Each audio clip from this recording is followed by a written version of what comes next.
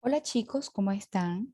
Les habla la profesora Maye Sierra y el día de hoy vamos a conocer un poco acerca de los elementos que debemos tener presentes al momento de construir nuestro planteamiento del problema. Fíjense que vamos a partir desde el título. Ya todos poseen un título. Este título contiene todos los ejes temáticos que vamos a desarrollar a lo largo de nuestro proyecto. Entonces, vamos a tomar nuestra mesa de trabajo, nuestros ingredientes, así como cuando vamos a preparar un pastel. ¿Qué debemos tener? Ingrediente número uno o elemento número uno. Vamos a identificar la variable o categoría principal. La variable o categoría principal no es más que los ejes temáticos que vamos a desarrollar. Y eso lo encontramos, como ya les dije, en el título. Entonces, la vamos a llamar variable si estamos realizando una investigación de tipo cuantitativo, bajo el paradigma positivista. Y la vamos a llamar categoría principal si es una investigación cualitativa o bajo el paradigma postpositivista. Entonces, nosotros podemos tener un título que posee una sola variable o una sola categoría y esa le llamamos univariable.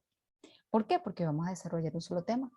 Pero también puede ser bivariable, es decir, tenemos dos variables, dos ejes temáticos. O también puede ser multivariable, donde tenemos más de dos ejes temáticos o más de dos categorías principales. Entonces, lo primero que vamos a hacer ya con nuestro título, vamos a subrayar porque la estamos identificando. Entonces yo marco tag o resalto cuáles son las variables o categorías que posee mi título. El segundo ingrediente o segundo elemento es definir con una sola cita textual cada una de esas variables que nosotros encontramos. Entonces, si mi trabajo tiene una sola, entonces yo voy a buscar una sola cita textual. ¿Cuál? Puede ser menor o mayor de 40 palabras, es indistinto, por supuesto, bajo las normativas que usted está realizando el proyecto, la investigación, en este caso de la Universidad de Carabobo, de fases, y la vamos a definir con aquella teoría o concepto que nosotros nos sintamos más a gusto y que explique de una manera más clara y precisa lo que nosotros entendemos por ese eje temático. El siguiente elemento es definir el propósito de la investigación. Nosotros como investigadores tenemos una finalidad. Esa finalidad, por supuesto, que se va a desprender de nuestro título. Entonces, por un título que salió previamente de un diagnóstico realizado. Entonces, ¿cómo va a ser ese propósito? Bueno, yo quiero analizar, yo quiero proponer, yo quiero diseñar, yo quiero elaborar, yo quiero construir, yo quiero explicar, yo quiero describir. Entonces, eso va a depender del nivel de la investigación que usted quiere llegar con su estudio. Entonces lo vamos a definir y eso va a ser un párrafo corto nada más, un pequeño párrafo que tal vez pueda tener dos o tres líneas, donde ya sé la finalidad o el objetivo de este estudio.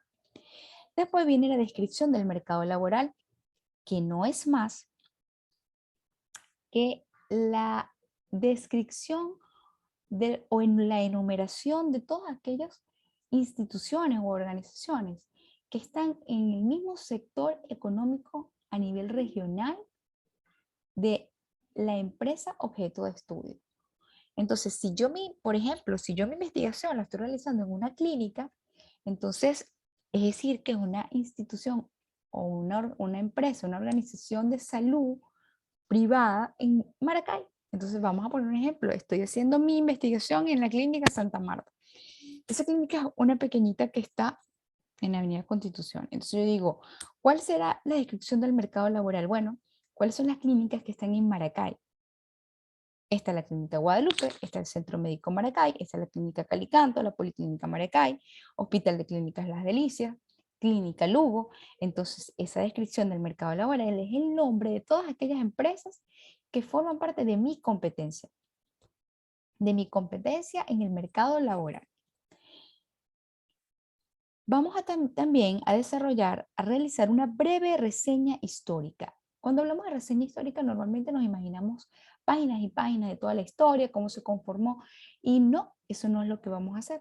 Aproximadamente con una extensión de un párrafo, vamos a describir de una forma precisa la razón social de la empresa, siempre y cuando ésta lo permita, porque existen algunas que colocan como acuerdos de confidencialidad, no revelar el nombre.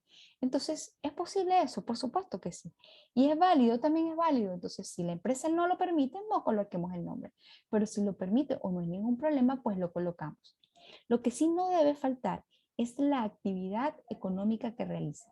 Entonces, si es a qué sector económico pertenece. Entonces, tenemos el nombre, tenemos la actividad, el sector económico a la cual pertenece, su ubicación geográfica, es decir, su dirección, el número de trabajadores, el tiempo que la empresa posee en el mercado, es decir, el tiempo de antigüedad que tiene la empresa desde de nacida. ¿Qué nos va a permitir esto? Nos va a permitir contextualizar el planteamiento de problema. Es decir, nosotros vamos a describir las condiciones que tenemos a nuestro alrededor y las que tenemos internamente para poder hacer un estudio de manera objetiva.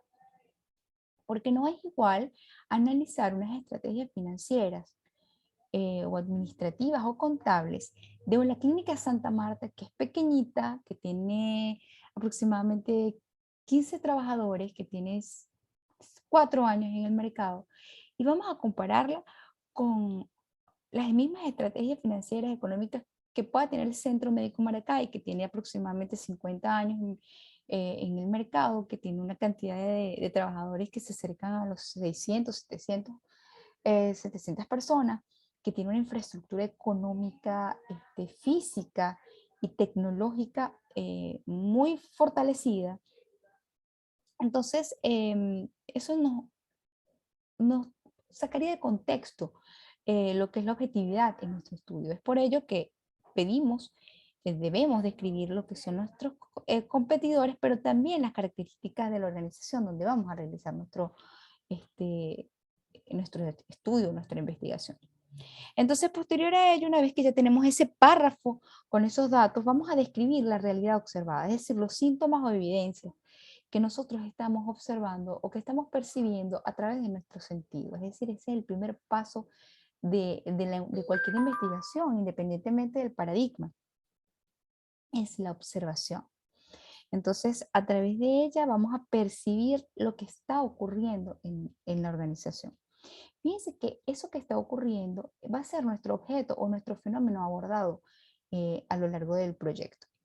Pero tenemos dos opciones. Uno, seleccionamos por supuesto el proceso que vamos a estudiar en la empresa, lo describimos y podemos seleccionar el problema que encontremos. Y ese problema es el que le vamos a buscar solución, el que vamos a estudiar.